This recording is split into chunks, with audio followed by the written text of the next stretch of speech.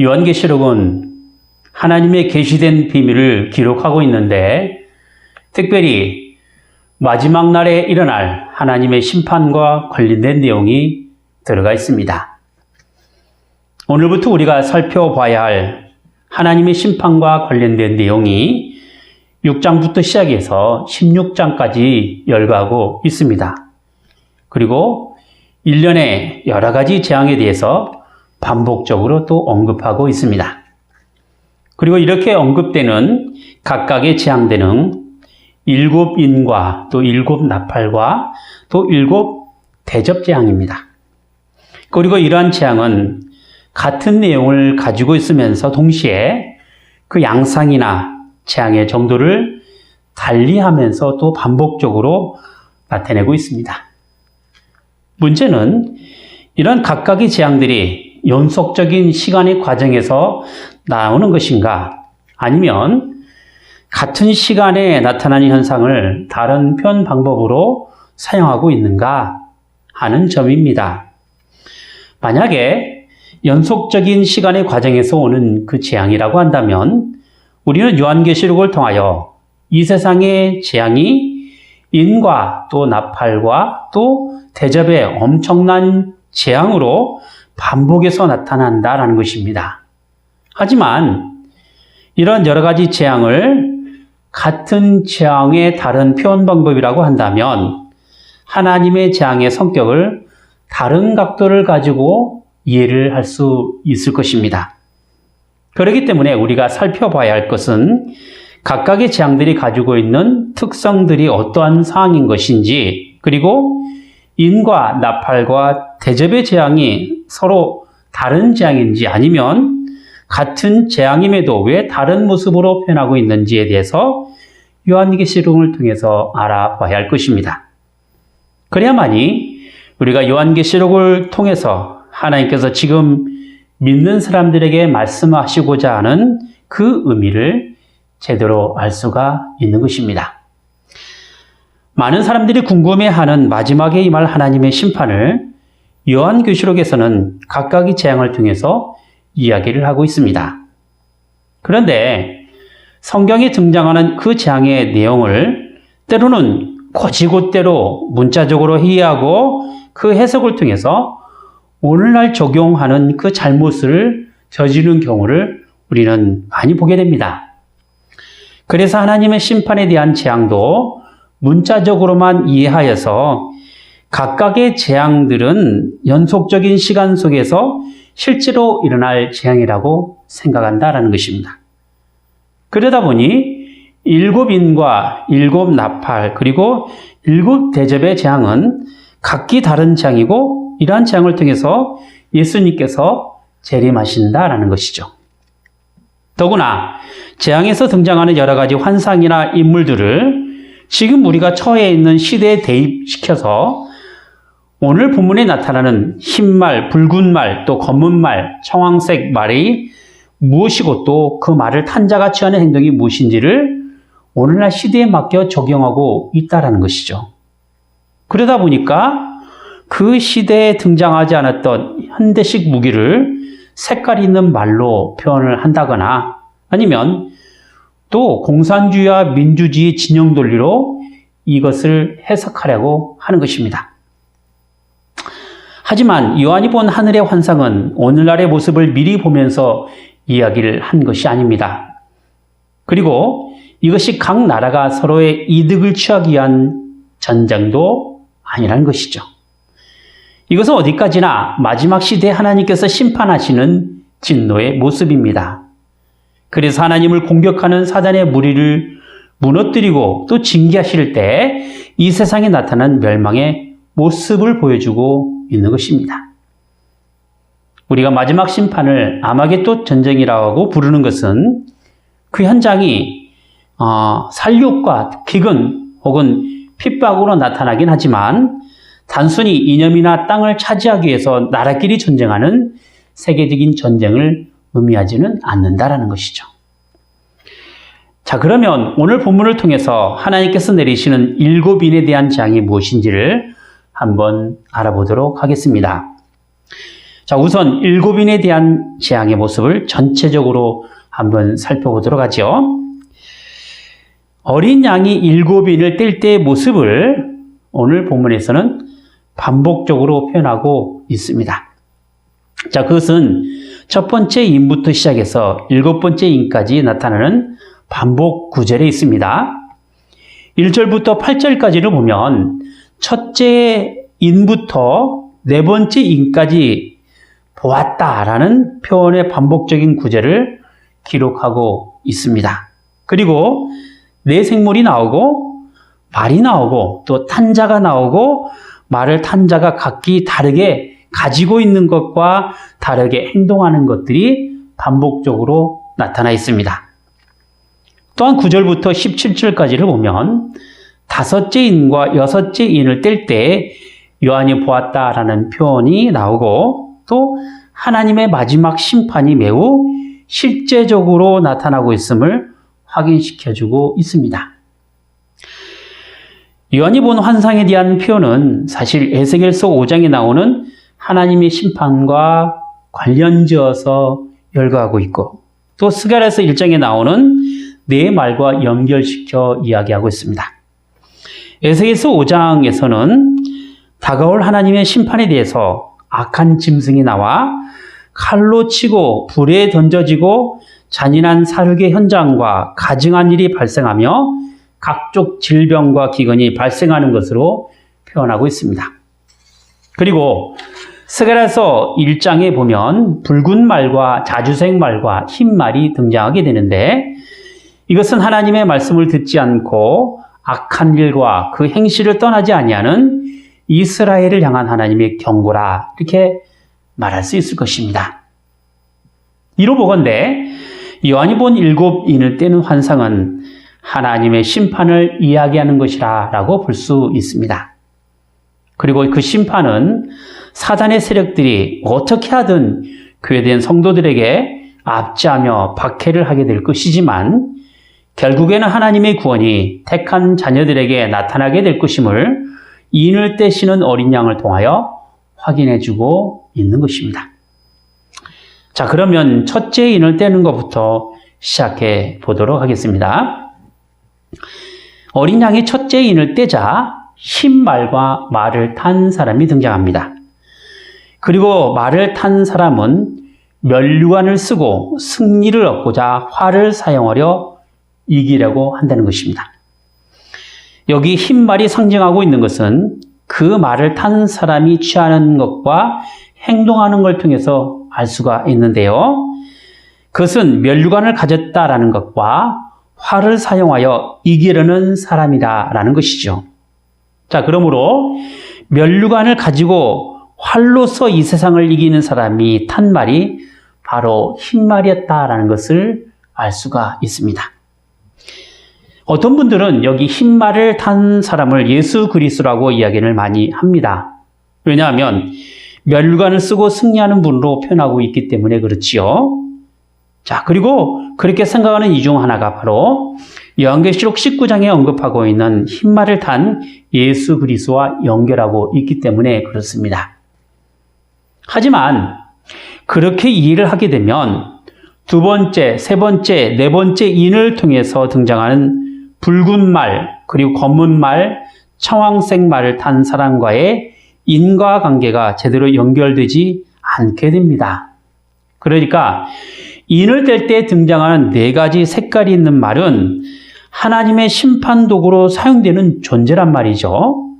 그러므로 요한이 보았던 인을 떼는 장면은 하나님의 심판과 관련되어 이 세상에 사륙과 전쟁이 일어나는 모습입니다. 그래서 여기에 갑자기 예수 그리스도가 승리하는 분으로 등장한다는 것이 순서상 그렇게 맞지 않다라는 이야기인 것입니다. 그리고 예수님께서는 활이나 칼로 이 세상을 이기시는 분이 결코 아니십니다. 자, 그러므로 흰 말을 탄 사람은 예수 그리스도라기보다는 그를 가장하여서 세상 권세와 명예로 면류관을 쓰고 등장하여 사람을 속이는 적그리스도 혹은 거짓 선지자라 이렇게 이야기할 수 있을 것입니다. 자, 그리고 두 번째 인을 뗄 때는 붉은 말이 등장합니다. 그리고 붉은 말을 탄 사람은 큰 칼을 차고 땅에서 화평을 제거하며 서로 죽이게 하고 있다는 것입니다. 붉은색은 피를 상징하는데, 그러니까 피를 흘릴 만큼 전쟁과 사륙이 나타남을 상징하고 있는 것입니다. 투쟁하며 갈등하고 서로 이간질하는 것은 사단이 가진 전형적이고 전략적인 모습입니다. 그만큼 사단의 세력은 이 세상 마지막이 가까울수록 서로 화평하지 못하게 할 뿐만 아니라 서로를 죽이는 역할을 하도록 종용하고 있는 것입니다. 그러므로 우리 안에 사랑이 식어지고 화평하는 마음이 사라지고 서로를 향하여 미움과 시기와 질투로 상대방을 죽이는 모습을 더욱 분명하게 드러나게 한다면 두 번째 인을 떼면서 붉은 말이 등장하는 상황임을 인식해야 할 것입니다. 세 번째 인을 뗄 때는 검은 말이 등장합니다. 그리고 검은 말을 탄 사람은 손에 저울이 들려 있는데 한 데나리온으로 밀 한 대나 아니면 보리 석 대를 가질 수 있다는 것입니다. 여기 한 데나리온은 마태복음 20장에 보면 포도원의 일꾼이 하루에 벌 수 있는 금액으로 표현하고 있습니다. 그렇고 보면 한 데나리온은 하루 품삯의 가치가 되는 것이지요. 여기에 나오는 한 데나리온에 밀 한 대나 보리 석 대라는 그 이야기는 하루 먹거리밖에 안 되는 것입니다. 그러니까 이 하루 먹거리밖에 안 되는 이것으로 가족의 생계를 해결해야 된다라는 뜻이죠. 그만큼 검은색은 경제적인 궁핍과 어려움을 상징하는 것이라 이렇게 이야기할 수 있을 것입니다. 재난과 기근으로 인한 궁핍도 발생하게 되고 내란으로 인하여 물가가 폭등할 수 있다는 것입니다. 감람류나 포도주는 대체로 값비싼 것임을 볼 때 있는 사람에게만 해당이 되는 것이지 일반 서민은 구할 수 없어서 있어도 없는 것과 마찬가지가 됩니다. 그런 점에서 하나님의 심판에는 각종 차별과 격차가 심화된다라고 말할 수 있을 것입니다. 자, 네 번째 인을 뗄 때는 청황색 말이 등장합니다. 그리고 청황색 말을 탄 사람의 이름이 사망이라고 불리고 있고 음부가 그 뒤를 따르며 땅의 권세를 얻어 검과 흉년과 사망과 땅의 짐승으로서 죽인다라고 표현하고 있습니다. 청황색이란 우리가 흔히 말하는 누렇고 창백하게 뜬, 그래서 부패한 피부색 같은 잿빛색의 모습을 우린 청황색이라고 불립니다. 그러니까 청황색 말을 탄 사람의 이름이 사망이라고 하였으니 이에 걸맞는 행동을 하게 되는 것인데 그게 뭐냐? 사망의 권세를 가지고 세상에 나왔다라는 거예요. 그런데 사망의 권세를 가지고 세상에 나와서 4분의 1을 죽인다라는 겁니다. 오늘날 70억의 인구가 있다라고 한다면 15억 정도의 인구가 죽을 수 있다라는 거예요. 이 청황색 말을 탄 자를 통해서요. 이는 실로 엄청난 비극이 되는 것이지요. 자, 그런데 어떻게 이렇게 많은 사람의 수가 죽을 수 있느냐 하면 칼의 권세로 죽고 흉년으로 죽고 사나운 짐승으로 죽습니다. 여기 사나운 짐승이란 맹수처럼 들짐승을 1차적으로 의미하기도 하지만 양심의 화를 맞아 도저히 사람의 행동이라고 말할 수 없는 것을 또 의미하기도 합니다. 다섯째 인을 뗄 때는 제단 아래에 있는 죽임을 당한 영혼들이 부르짖게 되는 것인데 언제까지 하나님의 심판이 지속될 것인가 라는 것입니다. 물론 여기에 등장하는 영혼들은 9절에 나와 있는 것처럼 하나님의 말씀과 그 증거로 인하여 죽임을 당한 영혼들로서 이 세상에서 핍박을 받고 살았던 믿음의 사람들을 칭하고 있습니다. 그리고 땅에 속한 사람들은 믿지 않고 사단에 속하여 심판의 대상이 되는 사람들을 또 가리키고 있습니다. 문제는 하나님의 심판이 언제까지 지속되느냐 하면 그 수가 찰 때까지 한다는 것이죠. 여기 11절을 함께 같이 보도록 하겠습니다. 각각 저희에게 흰 두루마기를 주시며 가라사대 아직 잠시 동안 쉬되 저희 동무 종들과 형제들도 자기처럼 죽임을 받아 그 수가 차기까지 하라 하시더라 했습니다. 그러니까 수가 찬다라고 말하는 것은 하나님 나라가 완성되는 것을 의미하는데 이 세상 마지막 날 주님 오시기까지 그 전까지 세상에서 혼란을 당하는 성도들의 수를 말하고 있다 할 것입니다.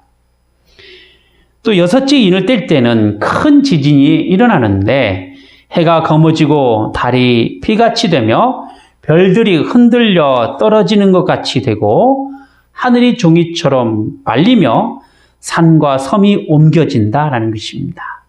지구와 천체에 혼돈이 일어나게 되는 것이지요. 그리고 이러한 현상은 세상 마지막에 나타날 징조입니다. 지금까지 있었던 그 자연 현상이나 역사가 완전히 변하게 되는 것으로서 하나님의 마지막 심판으로 전에 창조되었던 모든 것이 사라지고 끝나게 되는 것을 의미하고 있습니다. 그때 사람들은 이런 무서운 현상을 어떻게든 피해보려고 굴과 바위로 숨게 된다는 것입니다. 하나님을 믿지 않는 사람들은 마지막 심판 때 하나님을 향하여 회개하며 나아가기보다는 하나님을 피하려는 속성을 가지고 있습니다. 지극히 죄된 속성인 것이죠. 하지만 제 아무리 하나님의 심판에서 벗어나려고 해도 불가능하다는 것을 알게 됩니다. 17절에 이렇게 기록하지요. 그들의 진노의 큰 날이 이르렀으니 누가 등이 서리오 하더라. 오늘 본문의 여섯째 인을 떼면서 나타나는 재앙의 모습은 마태복음 24장에서 예수님께서 말씀하신 마지막 날에 나타날 여러 가지 징조에 대해서 표현한 그 내용이 되기도 합니다. 마태복음 24장 5절에 나오는 많은 사람을 미혹해 하는 것은 첫째 인을 뗄 때에 나타나고 6절에 나오는 난리와 난리의 소문은 둘째 인을 뗄 때에 나타납니다. 7절과 8절에 나오는 기근과 지진과 재난은 셋째 인과 여섯째 인을 뗄 때 나타나며 13절과 14절에 나오는 복음이 전파되고 세상에 끝이 온다는 것은 다섯째 인을 뗄 때 나타납니다. 21절에 나오는 컬한 날은 넷째 인을 뗄 때 나타나고 23절과 24절에 나오는 거짓 그리스도와 거짓 선지자는 첫째 인을 뗄 때 나타납니다. 그리고 29절과 30절에 나오는 해가 어두워지고 달이 빛을 내지 않고 별이 떨어지고 하늘이 흔들리는 마지막 현상은 여섯째 인을 뗄 때 나타납니다. 결국 복음서에 나타난 주님의 그 가르침이 친히 재앙의 인을 떼시는 어린 양으로 등장하셔서 이를 진행하고 계시는 것입니다. 사실 오늘 본문 6장은 여섯째 인을 떼는 것으로서 나옵니다. 그리고 일곱째 인을 떼는 것은 7장을 넘어서 8장에서 나옵니다. 그러므로 오늘 함께 볼 수 있는 내용은 말과 말을 탄 자를 통한 사륙과 전쟁, 그리고 그로 인한 굶주림과 대환란과 같은 하나님의 진노의 큰 날이 올 것이라는 것이지요. 어린 양이 여섯째 인을 떼기까지는 그 누구도 하나님의 무서운 진노를 피할 수가 없습니다. 아무리 세상에서 떵떵거리고 살아왔다 하더라도 그것이 부와 명예를 통해서든 아니면 건강과 지식에서든 결코 하나님의 심판에서 벗어날 수 없음을 분명히 하고 있는 것입니다. 그리고 이러한 하나님의 심판에는 믿는 사람도 예외는 아니라는 것입니다. 물론 믿는 사람이 당하는 그 고통은 하나님께서 내리시는 저주의 대상으로서 받는 것은 절대 아닙니다. 믿음을 지키고 신앙으로 살고자 하는 신자에게 향한 그 사단의 공격은 때로는 흰 말과 또 빨간 말과 검은 말과 청황색 말을 탄 존재로 인하여 마지막 날에 나타날 여러 가지 환난의 시험들로 인한 괴로움과 고통이라고 말할 수 있을 것입니다. 하지만 하나님께서는 믿음으로 살아가는 사람들을 향하여 구원의 계획에 따라 이루어 주시고 또 소망을 주십니다. 본문 11절 말씀을 보면 각기 저희에게 흰 두루마기를 주신다고 했습니다. 여기 흰 두루마기는 순결과 천국 백성의 자격을 상징합니다. 우리는 모두 하나님 나라에 들어갈 때 흰 두루마기인 세마포를 입고 들어가게 될 것입니다. 그런 점에서 흰 두루마기는 믿음으로 순결하게 살아간 순교자에게 주어지는 영광된 옷입니다. 그러나 하나님께서는 아직 순교자의 수가 차지 않았으니 기다리고 인내할 것을 말씀하고 계신 것입니다. 구름처럼 허다한 믿음의 사람들이 다 차기까지 하나님께서는 최후의 심판을 기다리고 계시는 것입니다. 어쩌면 우리의 눈으로 볼 때에는 지체되는 시간이 될 수도 있을 것입니다. 하지만 하나님께서는 가장 완벽한 때를 따라 하나님께서 원하시는 방식대로 악인을 심판하시는 일을 진행해 나가실 것입니다. 하나님 나라가 완성되기 전까지는 그 누구도 하나님의 심판에서 제외가 될 수 없습니다. 이것은 예수님의 재림까지는 믿는 사람도 이 세상에서 일반적인 환난을 당할 수밖에 없다라는 사실을 이야기하고 있습니다. 하지만 이러한 세상에서의 환난은 우리가 온전하게 신앙을 지킬 수 있는 믿음의 인내가 되며 또 하나님께 향한 믿음의 기도가 될 수 있으며 악인에게 향한 심판으로 하나님의 의로우심을 분명히 드러내어 최종적인 승리가 우리에게 있음을 확인할 수 있게 될 것입니다. 그래서 이 땅에 살아가는 우리에게는 하나님의 나라가 임하기를 간절히 바라야 되며 다만 악에서 구해달라는 현재 우리의 기도가 필요한 것입니다. 한 사람이라도 구원하시고자 회개하는 자를 찾으시는 그 하나님이 믿음의 수가 차기까지 기다리시는 하나님의 마음이라 라고 볼 수 있을 것입니다. 그렇기 때문에 우리는 주님의 마음을 본받아 복음 안에서 구원의 열정을 가지고 살아가야 합니다. 이것이 마지막 시대에 살아가는 험하고 거친 인생길에서 불평하지 않고 거룩하심을 이루어가며 살아가는 우리의 삶이 될 것입니다. 기도하겠습니다. 거룩하신 하나님 아버지, 저희의 존재와 저희의 삶의 모든 것이 다 하나님께서 주신 인생들이고 또 삶이옵나이다. 그리고 특별히 마지막 시대에 살아가는 저희에게 향하신 그 하나님의 간섭하심이란 여러 환난과 고통 가운데서도 저희에게 위로와 소망을 주시며 또 거룩한 하나님 나라에 들어가는 그 구원에 따라 믿음으로 인내하며 살아가는 그 삶을 허락하시옵나이다. 이미 믿음으로 확보된 하나님의 구원은 이 세상의 고통과 어려움이 사라지는 것을 의미하는 것이 아니라 오히려 믿음과 인내와 절제와 소망을 온전하게 이뤄가는 신앙의 과정임을 저희가 알게 하여 주시옵소서. 그래서 마지막이 가까울수록 더욱 믿음으로 성숙하게 하시며 하나님 나라에 대한 소망이 더욱 분명해지게 하여 주시옵소서. 그리고 이러한 삶의 진행 가운데서 지치고 힘들 때마다 하나님의 이루하심에 따라 힘을 얻게 하여 주시옵소서. 저희를 세상 어려움 가운데 버려두지 마시고 하나님의 부르심에 응답하게 하시고 마지막 시대에 믿음으로 승리하는 하나님의 사람들이 다 되게 하여 주시옵소서. 주 예수 그리스도 이름으로 기도하옵나이다. 아멘.